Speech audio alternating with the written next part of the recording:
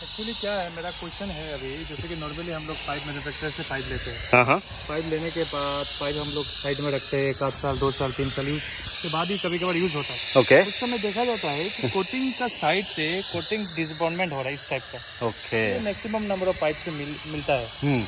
तो इसका क्या सोल्यूशन है, इसको कैसे प्रोटेक्ट किया जाए या इसके ऊपर कैसे स्लिप को लगाया जाए, इसके बारे में आप क्या कहना चाहते हैं?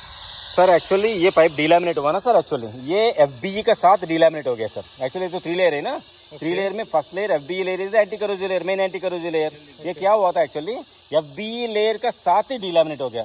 ठीक है सर, ऑलरेडी करोजन स्टार्ट हुआ, स्टील से स्टार्ट हुआ, उसके लिए एफबीई लेयर भी डीलैमिनेट हो गया। अब इसको क्या करना पड़ेगा सर, फ्यूचर में आप कभी भी ऐसा देखिए, इवन इसको भी क्या करना पड़ेगा आपको, इसको कितना भी ये है ना सर लूज पार्ट है, उसको आप काटना पड़ेगा। कितना लूज तक जा रहे हैं उतना लूज काट के रिमूव करके उधर ब्लास्टिंग करके उसके बाद उसी हिसाब से आपको, फॉर एग्जाम्पल ये गिट्टी वेल्ड जॉइंट आई वो ओपन कट है, फॉर एग्जाम्पल आपको गिट्टी वेल्ड जॉइंट वेल्डिंग हो चुका, उसके बाद ये निकल गया, उस समय निकाल के कितना दूर आ रहा डिस्टेंस देख लेना सर। फॉर एग्जाम्पल आपको इधर से, फॉर एग्जाम्पल आपको 50 mm का ओवरलैप चाहिए, फॉर एग्जाम्पल आपका 50 mm का ओवरलैप में फॉर एग्जाम्पल आपको 30 mm चला गया, फिर भी आप क्या करना पड़ेगा सर, एक स्लीव डाल के उसके आगे और एक हाफ स्लीव डालना ही पड़ेगा सर। और पहले क्या करना पड़ेगा, पहले इसको कवर करना पड़ेगा, उसके बाद पूरा स्लीव मारना पड़ेगा। यू गॉट माय पॉइंट है सर। फॉर एग्जाम्पल आपको इधर आपको 50 mm तक चला गया, 40 mm तक चला गया, आपका स्लीव 10 mm ओवरलैप आ रहे हैं, उस समय क्या करने का, आपको 200 mm का स्लीव सर्कमफर्शली, मतलब लेंथ है ना, मतलब आपका 500 स्लीव होगा तो उसमें 200 mm का वाइडर स्लीव काट के सर्कमफर्शली आप पहले इधर का 200 mm का sleeve up to here apply करके उसके बाद मेन स्लीव अप्लाई करना है। That will give you extra protection.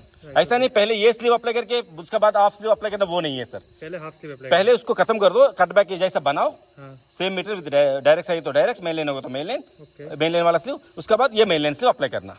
ठीक है सर, तो इसके ऊपर ही ओवरलैप आएगा। एग्जैक्टली, इसका ऊपर ओवरलैप आएगा सर। एक्चुअली ये है ना सर, ये आपको एक्चुअली धूप में मतलब एनवायरनमेंट को एक्सपोज करके छोड़ दिया ना। Already this pipe was manufactured in 2021, सो 2021 से 2024 तक आपको धूप में पड़ा हुआ पाइप।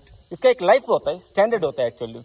आपको फॉर एग्जांपल 580 डेज होता है, 580 डेज के अंदर आपको बैक फिलिंग करना पड़ेगा।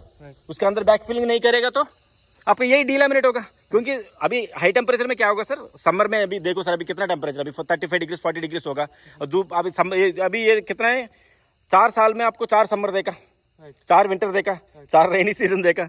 सो ये हाई टेम्परेचर में क्या होगा, पाइप एक्सपैंड होगा, लो टेम्परेचर में ये मल्टीपल साइकिल्स है, मतलब 4 ईयर्स बोलेंगे तो 4 × 360 डेज कितना हो गया सर, इतना मल्टीपल साइकिल्स में इसका लाइफ ऐसा एक्सपैंड होकर कंप्रेस हुआ था। उसी हिसाब से क्या होगा, ये फ्लेक्सिबिलिटी भी होता है, उसका फ्लेक्सिबिलिटी के हिसाब से क्या वो डीलैमिनेट होना शुरू हो जाएगा। सो ये this is not allowed sir. आपका मैक्सिमम पाइप सारा यही है सर। ऐसा आएगा तो जरूर उसको काट के रिमूव करके ही करना पड़ेगा sir. Okay sir, because this is the demo pipe, I am not doing anything actually here, but when we are I mean production में अप्लाई करने के समय मैं आपको दिखाऊंगा सर मैं। ठीक है sir, okay okay, thank you sir.